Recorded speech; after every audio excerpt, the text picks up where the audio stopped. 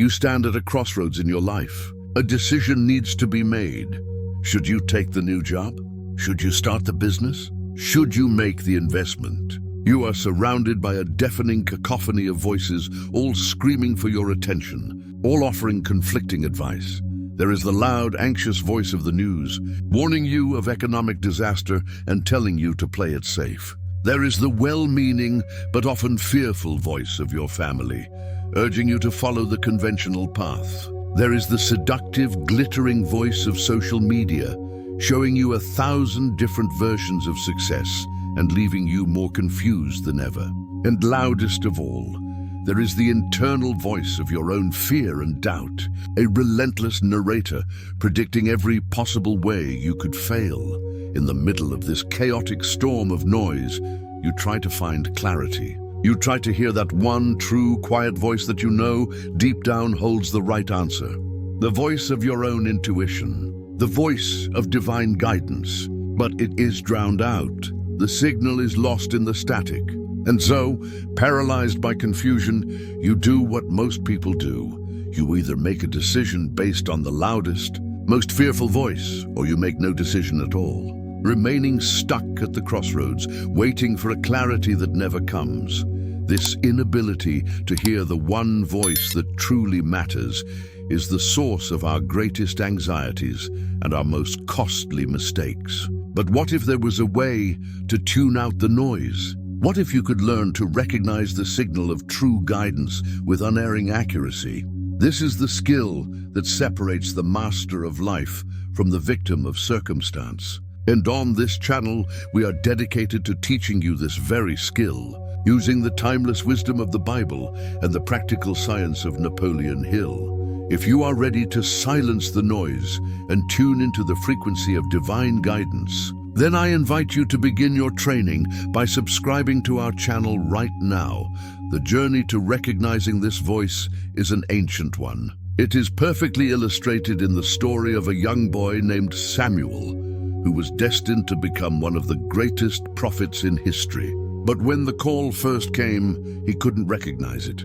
Sleeping in the temple, he heard a voice call his name, Samuel. Thinking it was his mentor, Eli, he ran to him. But Eli said, I did not call you. Go back and lie down. This happened a second time. And a third. The most important voice in the universe was speaking directly to him, and he was completely unaware, misinterpreting the divine signal for a mundane one. This is our story. We all receive these calls. That persistent, quiet idea for a new business. That intuitive nudge to take a different path. That deep sense of knowing that we are meant for more. But we misinterpret it. We dismiss it as a random thought, as wishful thinking, as our own ego. And so, the call goes unanswered. Samuel had an advantage that most of us don't. He had a wise mentor who understood the nature of this voice. And it is the instruction that Eli gives to Samuel that forms the basis of our entire journey today. Before we learn that instruction, we must first understand the science behind this phenomenon. What exactly is this voice? And why is it so often drowned out by the noise of our own minds? Napoleon Hill, in his deep research into the human mind, provided the scientific framework to understand the very same voice that called to Samuel in the night. Samuel's confusion is our own. He hears a voice of immense importance, but mistakes it for the mundane. This happens to us every day. An inspired idea flashes into our mind, and we dismiss it as a random thought. A deep intuitive feeling guides us toward a new path, and we rationalize it away with logic.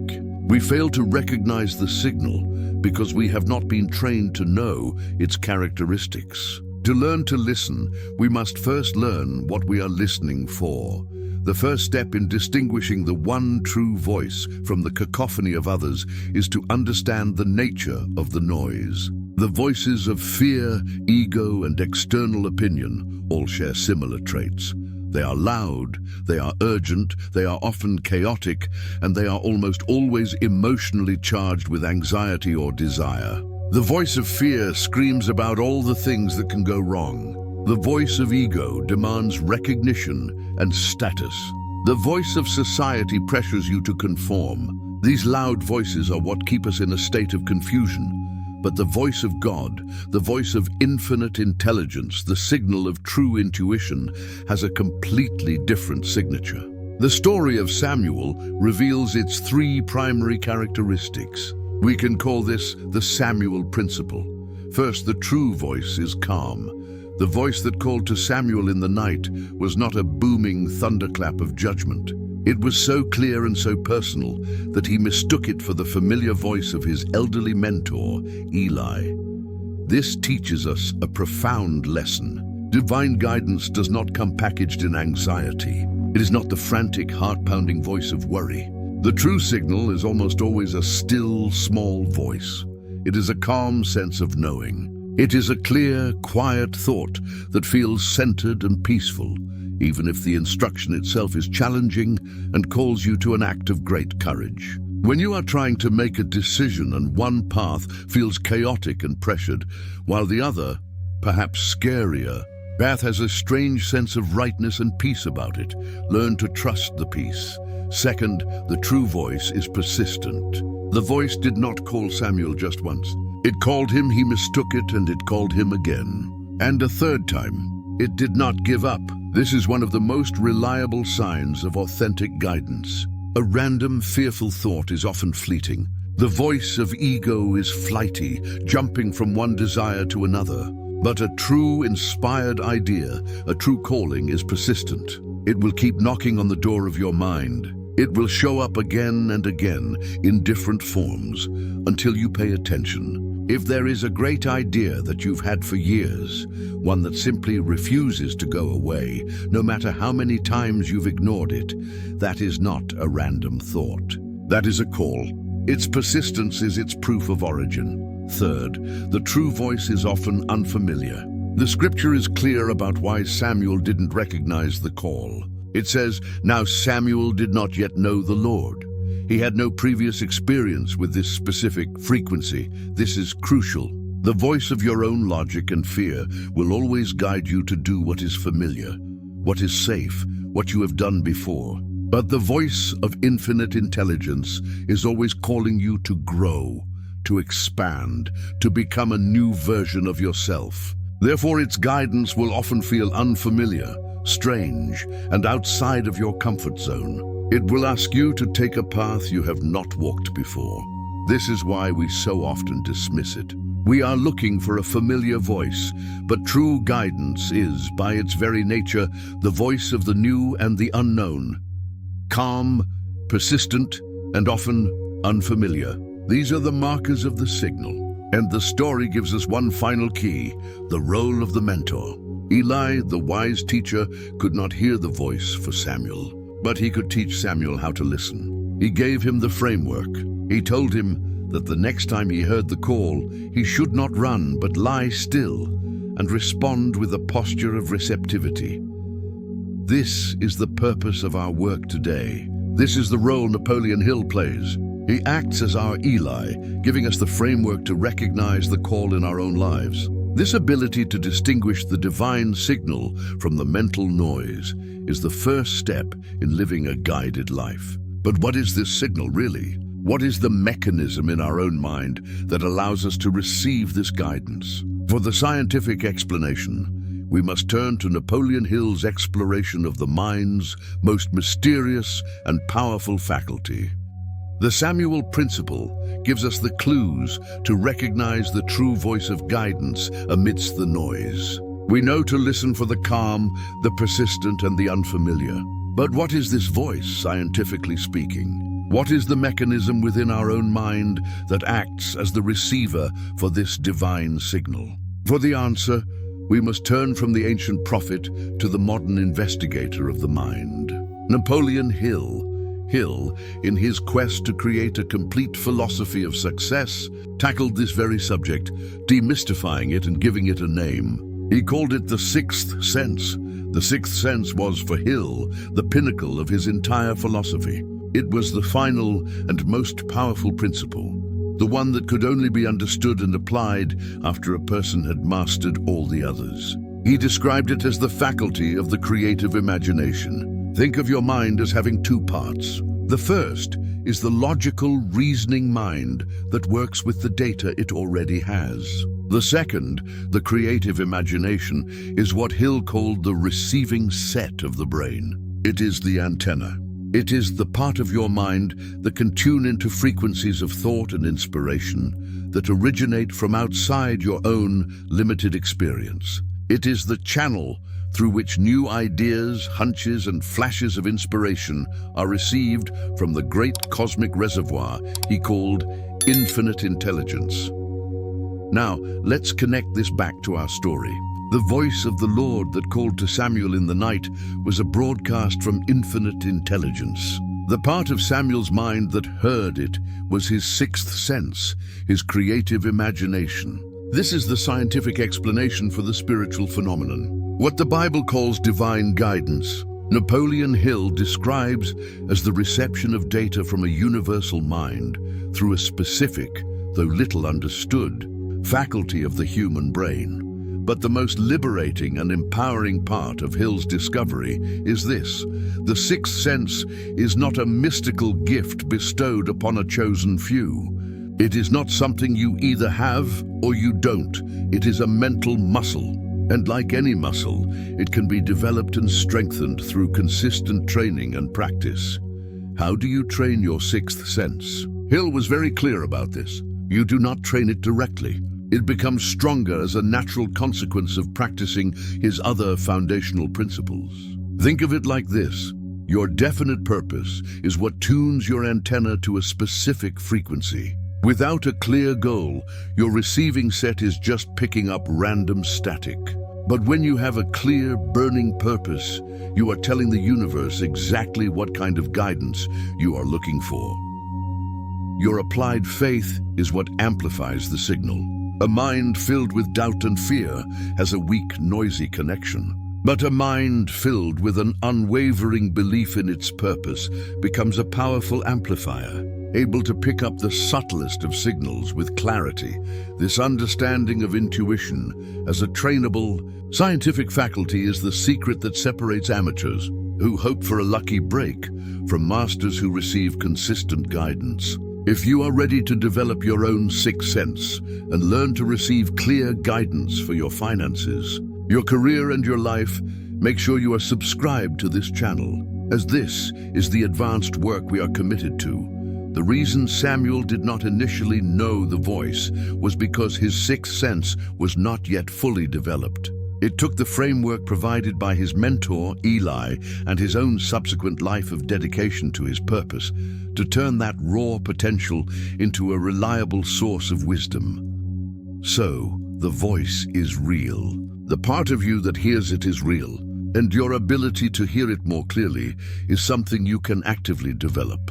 The voice of infinite intelligence is broadcasting to you right now, but your mind, like a radio caught between stations, might be too full of static to hear it clearly. So, if we all possess this mental receiving set, what is the daily practice that allows us to quiet the static, turn up the volume, and tune in clearly?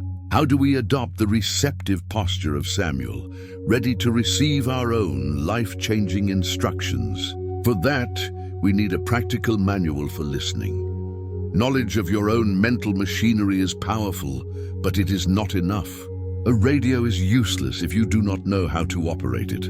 This chapter is the operator's manual. It is the practical, step-by-step method for training your sixth sense and learning to listen to the one true voice of guidance. This process is derived from the very instruction that the mentor, Eli, gave to the young Samuel. It is a four-step practice for receiving your own clear instructions from infinite intelligence. Step 1. Create the silence. Eli's first instruction to Samuel was simple. Go back and lie down. He was instructing him to return to a state of stillness and quiet. This is the absolute, non-negotiable prerequisite for hearing the voice. You cannot hear a whisper in the middle of a rock concert. The first discipline you must master is the daily practice of creating silence. This means setting aside a small, sacred window of time each day, preferably in the morning, where you deliberately disconnect from the noise of the world. No phone, no computer, no television, no conversation. You simply sit in stillness. This can be a form of meditation, quiet prayer, or just silent contemplation. The goal is to lower the volume of the external and internal cacophony, creating a space of mental quiet where the still, small voice has a chance to be heard. Step 2. Ask your guiding question. Once you are in a state of silence, you need to give your receiving set a direction. You need to tune your antenna. This is the application of your definite purpose. Instead of waiting for random messages, you can ask for specific guidance. Before you enter your period of listening, formulate a single, clear, and important question related to your purpose. Don't ask vague questions like, "What should I do with my life?" Ask specific, high-leverage questions. For example, what is the single most important action I can take this week to move my business forward? Or, please reveal to me the hidden obstacle that is blocking my financial progress. By asking a clear question, you are focusing the lens of your sixth sense, making the guidance you receive more precise and actionable. Step 3. Adopt the stance of receptivity. This is the heart of the practice. Eli gave Samuel a specific phrase to use, a mantra of readiness. "Speak, Lord, for your servant is listening." This is not a prayer of request. It is a posture of reception. Your third step is to adopt this same mental stance. As you sit in the silence, having asked your question, let this be the silent attitude of your heart. Speak, infinite intelligence, for your student is listening. This posture does two critical things. It humbles the ego, which is always trying to talk and to figure things out on its own. And it signals to your subconscious mind and to the universe that you are now in receiving mode. You are not trying to force an answer. You are creating an open, trusting, and expectant space for the answer to arrive. You are turning the volume of your own thoughts down so you can hear the broadcast from the source. Step 4. Trust and act on the whisper. The guidance will come. It will not be a lightning bolt. It will be a whisper. A quiet idea that feels calm and right. A persistent nudge. A sudden flash of insight. And when it comes, you are faced with the final and most important step of the process. You must trust it and you must act on it. This is your test of applied faith. The information received from your sixth sense will often not have a logical explanation. Your reasoning mind might even argue against it. The practice of the warrior is to trust the whisper over the scream of your own logic. And that trust is demonstrated through action. The moment you receive your intuitive guidance, your job is to take one small, immediate physical step to honor it. This action is what completes the communication loop. It proves to the source of the guidance that you are a serious student. And the more you act on the guidance you receive, the clearer and more frequent that guidance will become. Your sixth sense, like a muscle, grows stronger with use. Create the silence. Ask the question. Adopt the stance of listening. And act on the answer. This is the 4-step manual. When this practice moves from a conscious ritual to an unconscious habit, you no longer live a life of guesswork and anxiety. You begin to live a life that is guided. We have reached the end of our training and the beginning of your new reality. We began in the cacophony of confusion, surrounded by 1,000 competing voices. We learned to recognize the calm, persistent signal of truth. We understood the science of the sixth sense, and we have been given the 4-step manual for how to listen. The final and most important question is, what is the result? What does a life look like when you master this practice and learn to be guided by this one true voice? The result is a fundamental shift from a life of guesswork to a life of guidance. The constant draining anxiety of indecision begins to dissolve. It is replaced by a calm and powerful confidence. This does not mean you stop thinking or planning. It means that after you have done your research, after you have used your logic, the final decision is confirmed by a deep, internal sense of knowing. You learn to trust this feeling as your unfailing compass. The fear of making the wrong choice disappears because you know you are connected to a source of guidance that sees the whole map, not just the next few feet of the road. Your life begins to enter a state of flow, The coincidences and synchronicities start to happen with astonishing regularity. You think of a person and they call you. You face a problem, and the solution appears in a book you randomly open. You make a decision that seems small, only to find out later that it was the crucial move that placed you in the exact right place at the exact right time for a major opportunity. This is not magic. This is the natural result of living in alignment. When your actions are guided by the wisdom of infinite intelligence, you stop swimming against the current of the universe. You begin to flow with it. The doors that were once locked seem to open just as you approach. The obstacles that once seemed like mountains reveal themselves to be molehills. This ability to receive and act upon guidance from your sixth sense was what Napoleon Hill considered the ultimate strategic advantage. The person who can do this will always outperform the person who relies only on their five senses and their logical mind. You are no longer just playing chess. You are playing chess with the grandmaster sitting next to you, whispering the perfect move in your ear. This is the life that is available to you. A life of clarity, of confidence, and of quiet, powerful guidance. It is the state of being that we are dedicated to helping you achieve right here. If you are committed to developing your own inner compass and living this guided life, then make sure you are subscribed and a full member of our community.